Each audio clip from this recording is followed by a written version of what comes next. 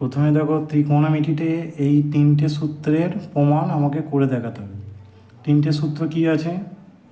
প্রথম সূত্রটা আছে sine square theta plus cos square theta equal to 1। দ্বিতীয় সূত্রটা আছে sec square theta minus tan square theta equal to 1। আর তৃতীয় সূত্রটা আছে cosec square theta minus cot square theta 1।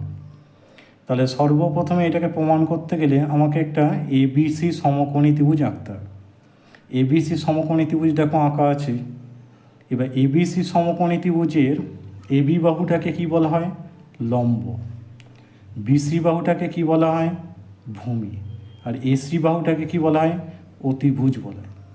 তাহলে এখানে প্রথম প্রমাণটা করতে গেলে আমরা পিথাগোরাসের একটা উপপাদ্য আছে যে অতিভুজ স্কয়ার, এখানে অতিভুজ কোনটা?